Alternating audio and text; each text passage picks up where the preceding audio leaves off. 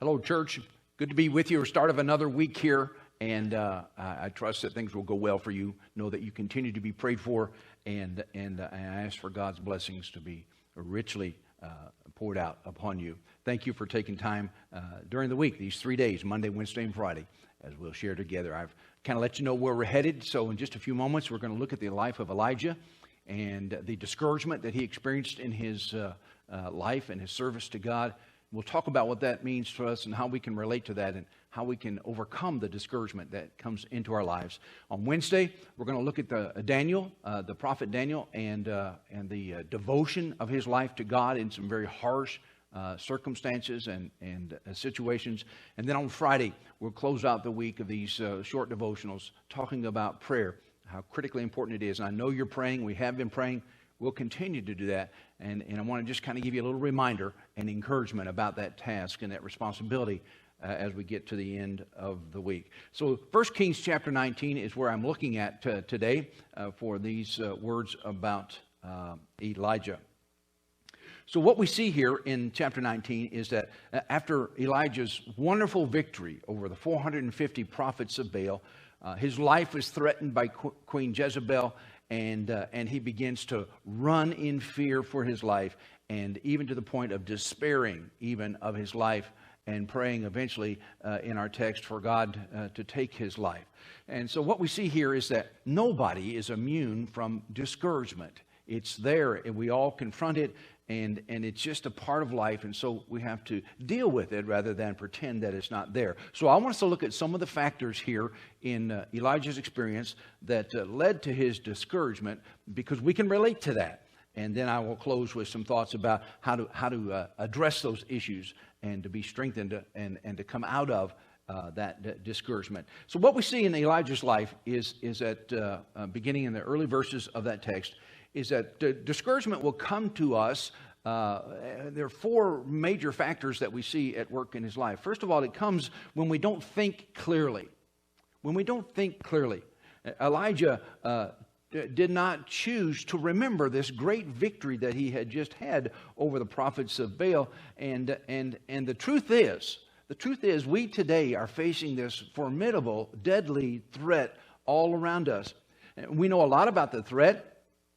But we still have a lot of questions regarding that. We know that there's not a vaccine that would prevent it and protect us from that. And we're only beginning to discover some of the possible medical remedies that might be of help to fight this virus. And we've been told of proven strategies to kind of protect ourselves and to protect others around us, going to reduce the risk, going to slow the spread of the virus. But there's still a risk. And if we don't listen to those who are leading us, there will be even greater risk and more of an uncertainty, which breeds fear, which feeds into discouragement.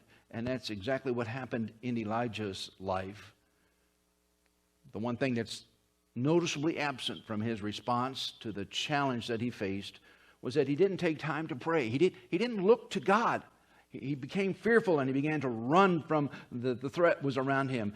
And had he taken time to listen to God and to get God's perspective, he could have had a more hopeful outlook about the way things were going to turn out in his life. We're going to talk more about prayer on Friday, and so I'm not going to say any more about that right now. But just remember, one of the things that feeds discouragement is that we don't think clearly. A second aspect of what we see here in Elijah's life is that sometimes we don't stay connected appropriately.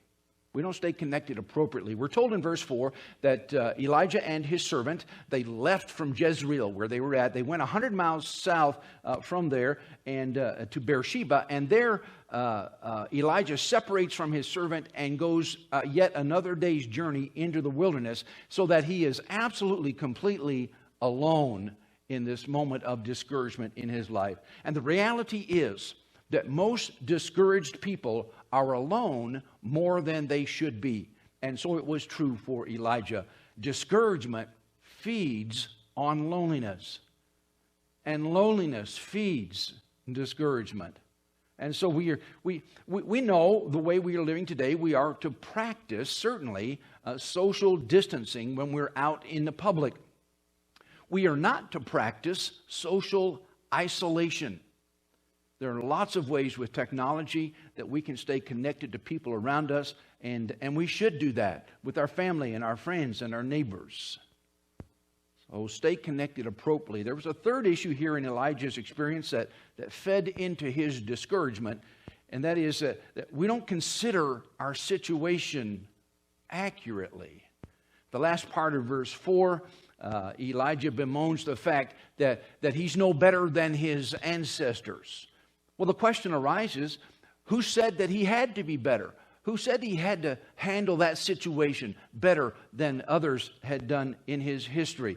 It was his standard that he was setting up. And so when he comes up short from that expectation, he begins to feel sorry for himself. And that feeds into his discouragement. I don't have to tell you that the coronavirus has changed most of the routines in our life. Things are radically different than what we expected, what we perhaps have even ever encountered before. I'm 63 years old. I have never seen anything like this in my lifetime. Now, we're going to get some things right. We already have. And we're going to get some things wrong as we work through this experience. So what I say to us is do the best that you can in your situation with all the changes that you're experiencing. But don't hold your expectations too high. Be understanding as well with those around you.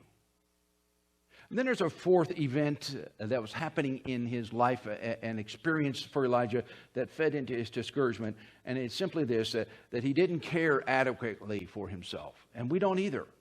He didn't care adequately for himself. Over the last few years of Elijah's ministry, when you read about it there in 1 Kings, had been extremely busy. He'd been running full speed over those years, and particularly in his life in the last few days, he'd been burning the candle at both ends. And so he comes now to a time in his life when he's physically and emotionally burned out. I think possibly you could even say he was spiritually burned out as well. And so those are issues that fed into his discouragement, just like it will for us if we allow that to happen. Now, I want to close today by giving you some counsel from God's Word about how we can respond to discouragement and prevent it from either coming or from getting worse in our life. One of the things we need to do, right out of the text, it happened in Elijah's life, is that we need to provide for rest. Provide for rest. Verses 5, 6, 7, and 8. What we find Elijah doing is eating and sleeping. Eating and sleeping. Eating and sleeping. Those were the basics that he needed to do. But that's where he needed to start. And so that's what he did. And as he got stronger then, he was able to move on. And so what we see here is that God was just allowing him, and God was providing to take care of the very basic needs of his life. We need to do likewise as well. Not only do we need to provide for rest, but we need to nourish our faith. Nourish our faith. There, verses 9 through 13, what we see there, when Elijah was strong enough, when he had renewed his strength, when God had fed him and arrested him enough, then he addressed the spiritual needs of his life. And he goes to Mount Horeb, and there it is that he encounters God, and the Lord speaks to him again in that encounter. It says that God spoke to Elijah with a still, small voice. And he reassures Elijah that his purpose and his plans for Elijah's life have not changed.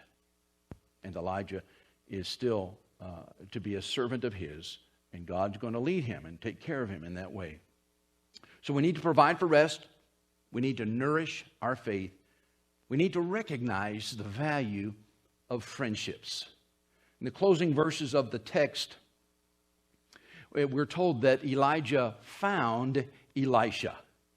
And here was a kindred spirit, and he's going to stay with Elijah for the rest of his life.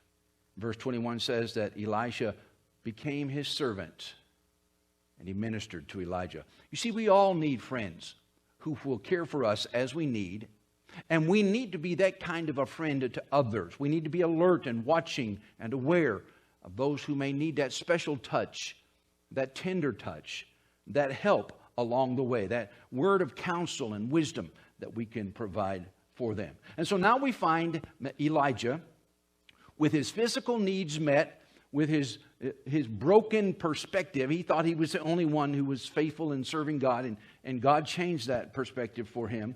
And now he's got somebody to help him share the load of ministry. And so now Elijah is out of this discouragement. His feet are on solid ground, and God is still going to continue to use him in great and wonderful ways, having come through this experience, even where he despaired of his life. And that's good news, isn't it? So let me just kind of ask you as we close down today, what are you doing to provide adequate times of rest and refreshment in your life? You need to be doing something. You need to be doing more than just a few things. What are you doing? Are you giving attention to that? How are you seeking to maintain reasonable expectations for dealing with all of the changes and the challenges that have come to your life and to your family? And then I just want to remind you, there are lots of people around you who care about you. Don't try to make it alone.